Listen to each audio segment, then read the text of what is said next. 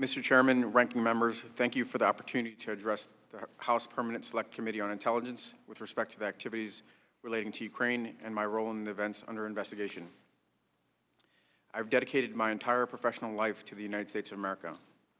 For more than 2 decades, it has been my honor to serve as an officer in the United States Army. As an infantry officer, I served multiple overseas tours, including South Korea and Germany, and I was deployed to Iraq for combat operations. Since 2008, I have been a foreign area officer specializing in European and Eurasian political and military affairs. I served in the United States embassies in Kiev, Ukraine, and Moscow, Russia.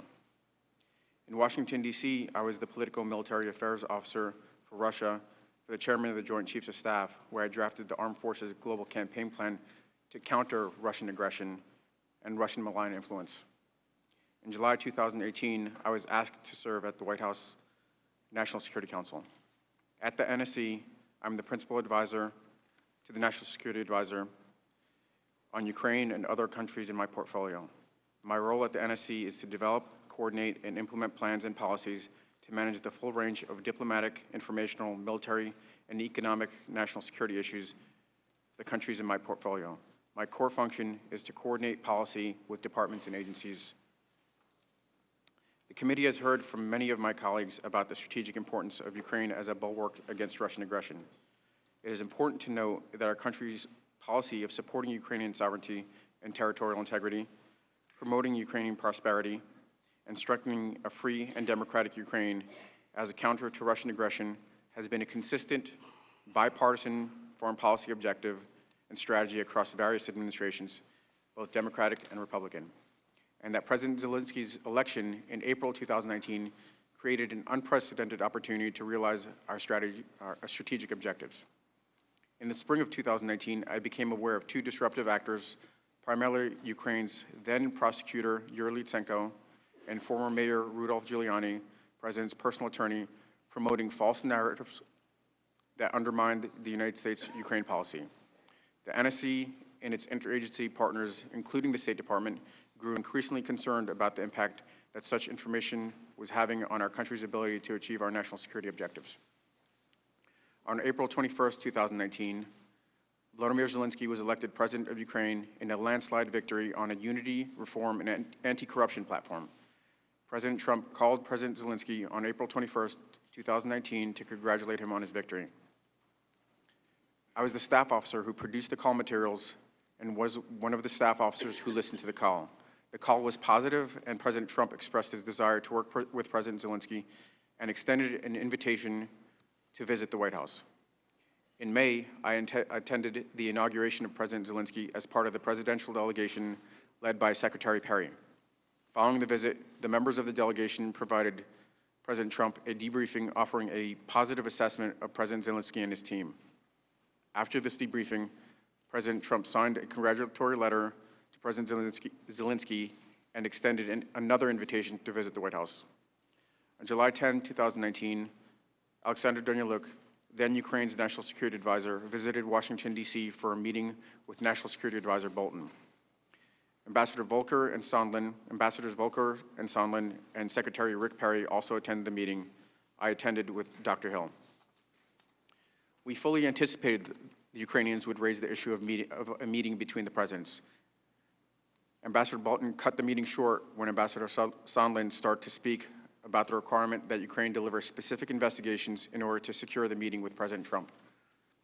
Following this meeting, there was a short debriefing during which Ambassador Sondland emphasized the importance of Ukraine delivering the investigations into the 2016 elections, the Bidens, and Burisma. I stated to Ambassador Sondland that this was inappropriate and had nothing to do with national security. Dr. Hill also asserted his comments were improper. Following the meeting, Dr. Hill and I agreed to report the incident to NSC's lead counsel, Mr. John Eisenberg. On July 21st, 2019, President Zelensky won a parliamentary election in another landslide victory. The NSC proposed that President Trump call President Zelensky to congratulate him. On July 25th, 2019, the call occurred. I listened on the call in the Situation Room with White House colleagues. I was concerned by the call. What I heard was inappropriate, and I reported my concerns to Mr. Eisenberg. It is improper for the President of the United States to demand a foreign government investigate a U.S. citizen and a political opponent. I was also clear that if Ukraine pursued an investigation, it was also clear that if Ukraine pursued an investigation into the 2016 elections, the Bidens and Burisma, it would be interpreted as a partisan play. This would undoubtedly result in Ukraine losing bipartisan support, undermining U.S. national security, and advancing Russia's strategic objectives in the region. I want to emphasize to the committee that when I reported my concerns on July 10th relating to Ambassador Sondland, and then July 25th relating to the President, I did so out of a sense of duty. I privately reported my concerns in official channels to the proper authority in the chain of command. My intent was to raise these concerns because they had significant national security implications for our country. I never thought that I'd be sitting here testifying in front of this committee and the American public about my actions. When I reported my concerns, my only thought was to act properly and to carry out my duty. Following each of my reports to Mr. Eisenberg, I immediately returned to work to advance the President's and our country's foreign policy objectives. I focused on what I have done throughout my military career, promoting America's national security interests. I want to take a moment to recognize the courage of my colleagues who have appeared and are scheduled to appear before this committee. I want to state that the character attacks on these distinguished and honorable public servants is reprehensible. It is natural to disagree and engage in spirited debate, and this has been the custom of our country since the time of our founding fathers. But we are better than personal attacks. The uniform I wear today is that of the United States Army. The members of our all-volunteer force are made up of a patchwork of people from all ethnicities, regions, socioeconomic backgrounds who come together under a common oath to protect and defend the Constitution of the United States of America. We do not serve any political party, we serve the nation. I am humbled to come before you today as one of many who serve in the most distinguished and able military in the world. The Army is the only profession I've ever known. As a young man, I decided I wanted to spend my life serving this nation and gave my family refuge from authoritarian oppression. For the last 20 years, it has been an honor to represent and protect this great country. Next month will mark 40 years since my family arrived in the United States as refugees. When my father was 47 years old, he left behind his entire life and the only home he had ever known to start over in the United States so his 3 sons could have a better and safer lives. His courageous decision inspired a deep sense of gratitude in my brothers and myself and instilled in us a sense of duty and service. All 3 of us have served or are currently serving in the military. My little brother sits behind me here today. Our collective military service is a special part of our family's history, story in America. I also recognize that my simple act of appearing here today, just like the courage of my colleagues who have also truthfully testified before this committee, would not be tolerated in many places around the world.